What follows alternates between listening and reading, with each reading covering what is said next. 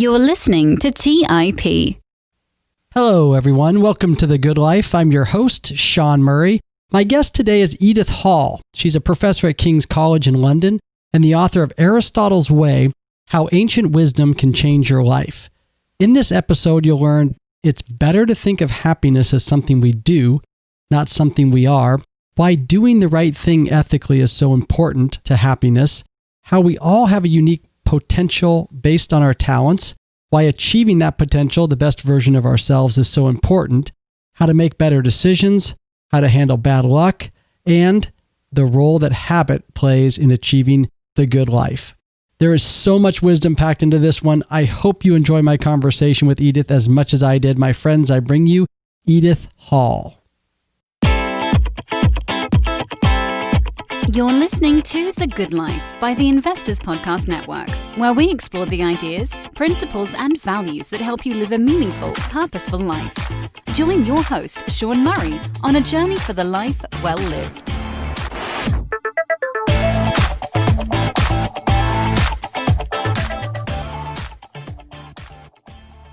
Edith, welcome to The Good Life. Hi, I'm very pleased to be with you. Nice to have you here. Your book, Aristotle's Way, presents Aristotle's time-honored ethics, what we might call his guide to the good life, in a modern contemporary language, which I thoroughly enjoyed. And you're bringing Aristotle into the modern world for the reader and making his ideas more accessible. And his lessons cover a lot of ground. He can help us make better decisions, improve our character, resist temptation, find a balance in life, treat people better, build stronger friendships and relationships. He was really a prolific writer. And I hope we get into all these subjects, but I wanted to start with who Aristotle was, especially for listeners who may not be as familiar. Aristotle was born in quite a small but very beautiful northern independent Greek town called Stagira in the 4th century BCE. And he was the local doctor's son, physician, the medical doctor. So they weren't particularly rich, but they were perfectly comfortable, sort of middle-class family. And he sadly lost both his parents when he was about 13 and was adopted by his brother-in-law. He had an older sister who'd married a very kindly gentleman who embraced him, took him in, and realised that this guy was just extraordinarily intelligent, right? He was most fortunate to go to a household, somebody who just spotted it. So this guy, who's called Proxenus, sent him off to the best university in the world, and probably then the only really big university in the world, which is Plato's Academy. And from 17 to 37, this young man just revelled in being in the company of the best brain in Greece and owning his young man's philosophy on Plato, who he adored, but radically disagreed with. Then Plato died, and in the way of envious colleagues, Aristotle should have been made head of the Academy immediately, but he wasn't. They passed him over in favour of somebody much more tedious. And then he had a very strange 10 years because he really hadn't got a source of income. And he went and first worked for a king in Turkey and tried to help him sort out his government, make it more democratic. But then he got the dreaded invite from Philip II, the dreaded one-eyed tyrant of Macedon, who said, I've got this very able son, Alexander, who's going to be great. You have to come. I don't think Aristotle particularly welcomed this, but you didn't say no to Philip, right? There were a huge number of murders in his court. So he went and put up with this until Philip was himself assassinated. Saw some of the worst behaviour, I think, that anybody's ever seen in this incredible despotic court. And as soon as Alexander the son marched over the Hellespont and into Asia, he never came back. He went off to India with an elephant. Aristotle bagged the money he'd saved, went to Athens and opened his Lyceum at the age of 49 and had his own rival university, which was actually far better and far more influential, and also had natural sciences in and physics. It wasn't just humanities. And he managed about 12 to 13 years before he died of prolific output. So he's an incredible example to late starters apart from anything else, because he didn't get the opportunity to be who he really wanted to be until he was 49. Well, now that I'm almost 49 myself, I have to say that's very encouraging to hear that my best intellectual years are ahead of me. there is hope. I found it very interesting that Aristotle seemed to believe that we humans don't fully mature, or rather we can't fully attain wisdom until we reach the age of 49. And he was very specific about the date. So why is that? Not just that. The point is that before that, he wasn't fully financially independent, and he'd got taskmasters and duties. It always reminds me of the Bob Dylan song, "You got to serve somebody." But he knew the moment when he was free to do what he wanted, to hell with the rest of them. And I think spotting that opportunity, or realising the moment in life when lots of us have jobs we don't particularly like for long periods, especially if we're financially supporting dependents and so on. But there comes a point where you really do have to make an effort to fulfil your own potential and dream your own dream and get on with it. So next year, Sean, it's you. It's a fascinating life, and he got to this point, as you mentioned, in Athens, where he founded his own school, the Lyceum, and he wrote, as you mentioned, very prolifically on all kinds of subjects. But the subject we want to talk about today, and the one that I think resonates most, or perhaps he believed was the most important, was how to live a good life and how to live life well. And it's something that he took up and he wrote about.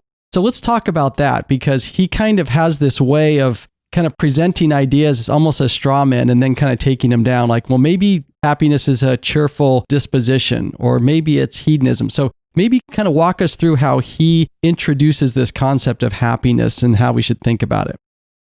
You're right. He starts from what he calls the endoxa, which are commonly received opinions about something. So if you ask a guy in the street today, what is happiness, you'll come up with various different definitions, which are not that dissimilar to Aristotle's definition. Number one is being rich, right? Having a lot of money. So he just takes that apart and shows, with the example of the richest man in the world then, Croesus of Lydia, that actually by the end of his life, he'd lost everything. He'd lost his wife, he'd lost his son, he lost his kingdom. Just because he'd acquired lots of material goods, that did not make him happy. Then there's physical pleasure. Yes, hedonism, which Aristotle is particularly contemptuous of people who think that if you literally just gorge yourself on lovely food and drink all day long and have as much sex with everybody as you want all day long, life is one continual sensual sort of orgasm of something. And of course, he says that can't be right, because that's no different from the happiness of pigs, right? If you give pigs someone to reproduce with and a nice meal, right, then that can't be human happiness. So he goes through all of these things and comes up with his own definition, which is that it's not a state, it's a process. I think of it as it's not a noun, it's a verb. You do it. You do happiness in and out every day, because it's your attitude to life. You don't acquire the state, because the state of either orgasmic or physical or any other kind of ecstasy is always temporary. And you've also got to be active, because he argues very strongly that you cannot be actually happy when you're asleep. Okay? Because you're not doing anything. It's got to be while you're actually living an active life. And that whole thing being a matter of sets of habits that you develop and experience that you acquire, and hopefully you get better and better during your life at certain kinds of decision and behaviour, is only consummated on your deathbed, right? And even if your life has fallen apart, and in external terms, even if you've lost all your money, or there's a natural disaster, or you're widowed, if you can lie on your deathbed knowing that you jolly well tried to do your best, you have got an inner sense of peace and calm that somebody who is plagued by resentments, either about things that they have left undone or about bad things they have done, is not going to have that happiness. So you can't actually, as he says, call any man happy until he's dead, because his whole life, it's a whole life arc. So I've been trying to be happy in an Aristotelian way, or do happiness in an Aristotelian way, since I was about 22. I absolutely didn't get it all even remotely on track till I was 32, even though I knew what I sort of wanted.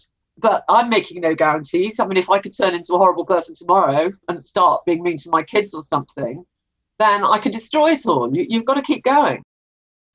Okay, you just covered a lot of ground there. So let's break that down. One big takeaway is this idea that happiness isn't a state of being. It's not a noun, it's a verb. I think that's a great concept. It's very useful. It's a complete mindset shift. What Aristotle is telling us is we do happiness. We achieve happiness through activity, through good habits, by doing things, doing the right thing every day. And in the West, you're right, we often think about happiness as a state we hope to achieve, and it's often in the future. So we'll say, I'll be happy when, and then fill in the blank. I pile up a bunch of money, or I achieve a certain status at work, or we sacrifice the present for the future. We delay finding a spouse because we're busy working, or we don't have time for our friends because we're so busy trying to get to that future state.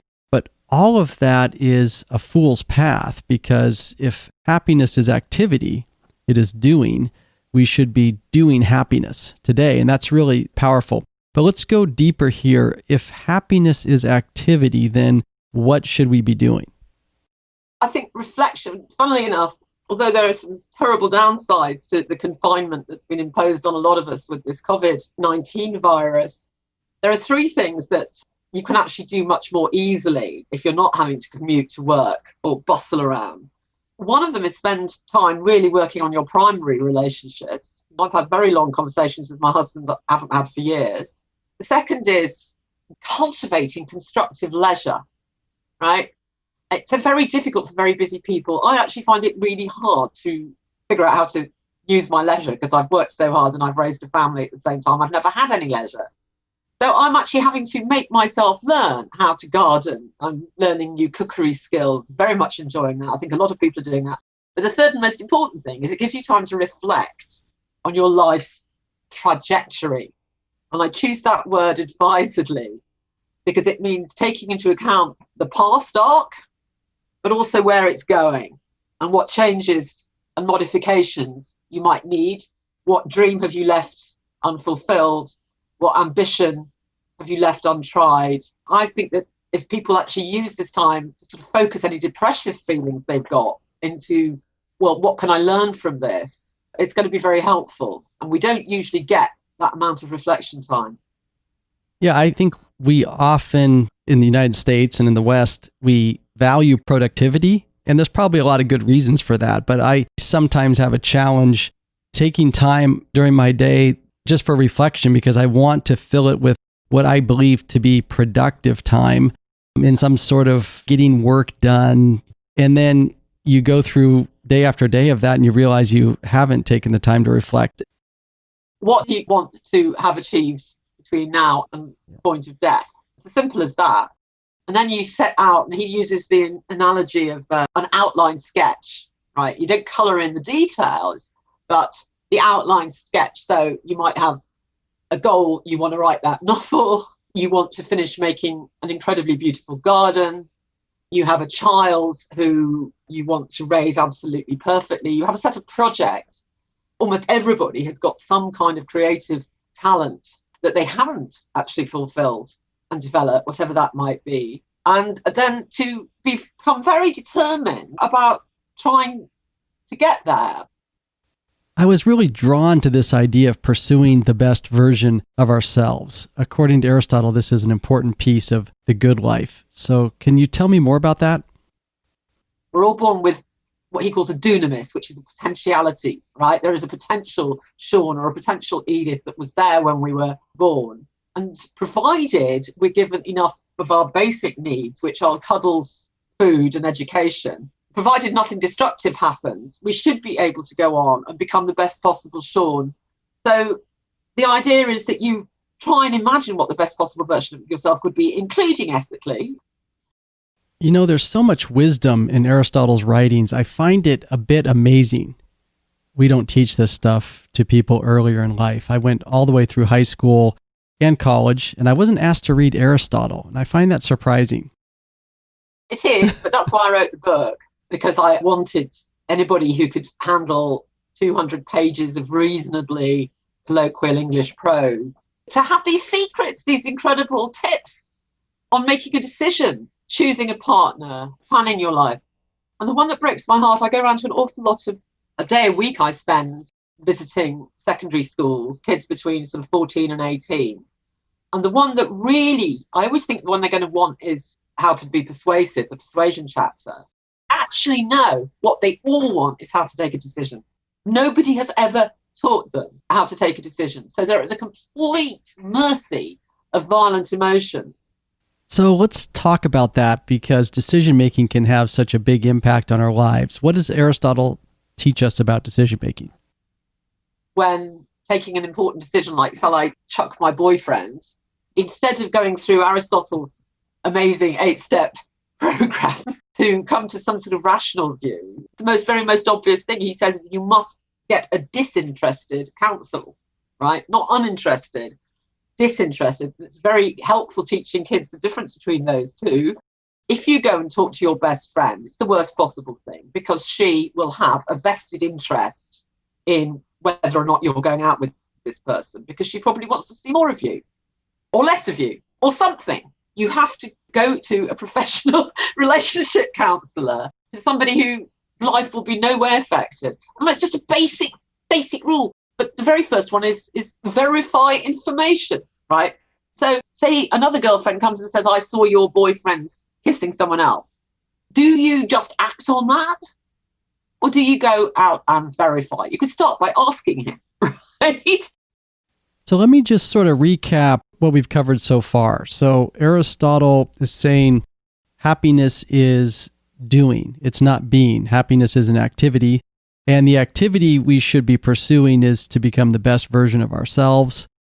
And one way we do that is through better decision making. And he's got these 8 steps to better decision making. And we make decisions, but sometimes we make the best decision we can, and it doesn't always work out. So what does Aristotle say about luck, the role of luck in the good life? Aristotle, far more than any of the other ancient philosophers and most modern ones, writes in a very, very committed, almost passionate way about luck. The best laid plans of mice and men, quote Robert Burns, go awry all the time. And all you can do is that somehow when you're making plans, try and factor in random bad luck. The spouse you've chosen so carefully gets run over tomorrow, or has a blow to the head and changes personality, or you're in a very competitive field and you simply do never get the career that you want, or whatever. And he's the first person really to stare that straight in the face. And the figure he uses there is Priam, who's been king of Troy. Very well, a very much loved ruler all those years, has got numerous children, loving marriage, everything he could possibly want, and he dies ignominiously with all his children dead, having seen them die. So when Aristotle produces these wonderful analogies from what was then the popular culture, right, which is why I've tried to put a lot of movies that people know to illustrate these things. But he would actually say that however appalling the things have happened to you, and I talk in the book about a couple of instances that have really touched me, of people who lost everything in the tsunami, woman like me who lost husband and children and parent and went from a very good life to total isolation. Amazing. But she has survived because she had some inner sources to draw on and knew that it wasn't her fault. And I think what I like about Aristotle is this candor. He doesn't wrap it up in sweetie papers. He knows it's tough. He knows just how tough it is. After all, he lost his parents when he was 13. That can't have been any fun at all. So he had some good luck, like his adoptive father. He had some appalling luck. He fell madly in love at 37 when he left the academy. He went to Asia Minor, and she seems to have died in childbirth. And he never married again. And he talks a lot about her. So this guy had really, and of course the awful business over the academy and being these envious, rivalrous people, not appreciating that if they had put made in the head of the academy, they would, in his slipstream, have done so much better themselves. He suffered from lots of things, and all of us had either very bad luck or bereavements that we didn't deserve, that were premature, or envious rivals stabbing us in the back. I certainly have in academia. It's poisonous. I want to go back, if we can, to this idea of potentiality, because Aristotle says something that really resonated with me, which was try to find what you do that's unique and that brings you joy. Channel yourself into that, and most likely it's creative in some way, and that's where you're going to find your happiness. And you can't necessarily look to other people what we often do, I guess the mistake, the fatal flaw, is to live the life that somebody else has for us. Absolutely.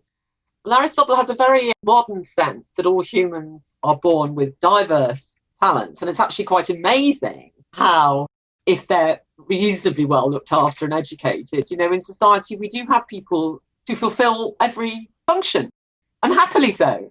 That is an extraordinary thing about human communities, that enough people seem to come up who are good at maths, enough people who are good at nurturing and caring, and enough people who are good at Einstein's, who just break through to the next level.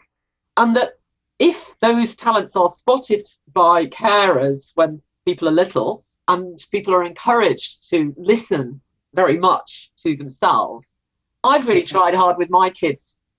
So we just exposed them to as much stuff as we could. So films a different kind, entertainment's a different kind, hobbies a different kind, music a different kind, just plurality. And watch for pleasure. That's the other really brilliant thing. Aristotle says it's not rocket science. You just see pleasure. If the child is doing it with pleasure, they won't want to stop. And you've just got to, instead of imposing it on them, and it's really believably important that this goes on. As parents, I think our ultimate goal is we want our kids to be happy. I have 2 kids, 16 and 14. But then we get into, as you mentioned, pushing them in this way or that way, or we get competitive with other parents and how they're raising. And what Aristotle is saying, which is brilliant, is let it emerge, channel their passion into what it is that will help them in their potential. You can start making compromises later. I mean, obviously, in this kind of economic structures we live in, there are enormous pressures to find a way to monetize yourself. But that should be the secondary part, right? The primary part has got to be that you're going to try and monetize something you actually enjoy doing in some way or another. You often hear people like, I heard Peter Sellers, who's a very famous theatre director, say recently that he could not believe his luck that he'd been paid to do what he'd be doing anyway because he loves it so much. And I actually feel like that. I genuinely adore teaching my students and researching the ancient Greeks. If you can, you are so lucky. Yeah, and I think what we all need to do too, personally, is to find out what it is that we do. Think about what our potential is. Exactly, and there's always time. I've had old ladies of 80 writing to me saying that they're enjoying life more since they read this book and they've figured out some plans and they're trying to implement them and they're not so scared of death. It's never too late. It is quite tough, though. I mean, the initial stages, if you want to decide to outdo Aristotle's ethics, you have to be incredibly honest. This candor is crucial. And I tried to get that over in the book. You've got to assess yourself quite brutally, not judgmentally, just very, very clearly. Because if you don't figure out where your big moral weaknesses are, you can't work on them. You're in denial. One of the things that Aristotle's really big on is self-knowledge. And you write about this in the book. Understanding what our strengths are and what our weaknesses are, and then being able to take action. So how do we do that? He actually gives you a chart, which I tried to reproduce. You can actually do this in a questionnaire. And I found out it helps you with your skills. It helped me realize that I have a good analytical brain, not a creative one. I can't write poems. And I have communication skills. That's about it, frankly. So I had to find a job where those two were paid for. But I also discovered, or had to face, that I'm highly vindictive and I want payback, okay? But I've had to learn that if spending all my time thinking about payback makes me miserable. And by far the best revenge is living well. And that's a hard thing for you to overcome, it sounds like. Well, I still haven't. I still have several minutes a day of unpleasant, dark thoughts about how to get vengeance on people. And it was really not doing me any good at all. So, but other people will have other ones. Some people have problems with anger management, or they are unkind. They're just not smiley and nice. And because my parents, both of them, very 50s parents, we were all terrified of approaching them. I mean, they weren't that bad parents, but they never smiled and said, yes, dear, what do you want? So I made this vow when I had my first baby that I would always put things down and smile at them when they came to me, right? Always. You're tired, you're hungry, you're fractious, having the kid come to the door. But it's unbelievably important that they feel they can come at any time they want, I think. Exactly what Aristotle says was, if you make a conscious decision to do it every time, after a while, it will become unconscious. And that does happen. This is his theory of habit forming. Yes, Aristotle talks a lot about habits and the important role they play in our lives. It's critical to make virtue a habit and at the same time take an honest look at our bad habits. This speaks to the self-knowledge point, to take a look at our lives and make an effort to change what is holding us back. Maybe you could talk more about Aristotle's theory of habits. It's just like when you first learn to drive a car, well, you have automatics in America, but when you're first using the gear stick, you have to think every time, shall I go into second, shall I go into third? I never think what I'm doing with that. And that the idea is that these good habits of relating to other people or fundamental instincts, all these kinds of habits do become much more habitual. At that point, you stop being somebody trying to live the good life, but somebody actually living the good life. Yeah, and that sort of relates to where we started with happiness being activity and working on something that's meaningful and constructive, something that's going to last. And if that's important, then habit becomes really important because we can turn it into this route process where you automatically go into that activity. You don't have to go into some kind of anguish and deliberative state of should I do this or that. It frees up your mind to go to the next level. That's the idea. Yeah. Well, this has been a wonderful conversation. I've really enjoyed learning more about Aristotle. I highly recommend Aristotle's Way, How Ancient Wisdom Can Change Your Life. I personally have found Aristotle sometimes challenging to read. You even mentioned this in the book. Also, he wrote two kinds of books. One was for his own students. We're talking like postgraduates in philosophy, which are the ones we've got. He also wrote little mini pamphlets for the general public in much, much more accessible prose, because he wanted everybody who could be remotely literate to have access to it. We haven't got those. So my book is trying to fill that hole. He did want it to be accessible, but we can't all read at the level of a postgraduate in classical Athens. I mean, I've taken on Aristotle. It's a challenge. You really have to bring your A game. You've got to stay concentrated. You've got to keep a lot of things in your head as you're reading it. It's very logical, I think a little dry at times. By contrast, you're bringing in examples from movies and songs and popular culture and relating it to your own life, which I found very accessible. I recommend it as a way to get introduced to Aristotle's thoughts if you're not familiar with it, or even if you are familiar with Aristotle, it's a great way to just sort of reinforce. So I want to recommend it, and I just want to say thank you for being on the show. How can people find out more about you and what you're doing and what you're writing about today? I've got a personal website, which is www.edithhall, all one word, .co.uk, and that's pretty much everything I do on it, including quite a lot more on Aristotle. And my Twitter handle, I tweet quite a lot about Aristotle, but also all kinds of things to do with ancient Greece. It's just at my middle name as well, at Edith May Hall, my full name. Great. Edith, thank you for being on The Good Life. Thanks, Sean. Thank you for listening to TIP. To access our show notes, courses, or forums, go to theinvestorspodcast.com. This show is for entertainment purposes only. Before making any decisions, consult a professional. This show is copyrighted by the Investors Podcast Network. Written permissions must be granted before syndication or rebroadcasting.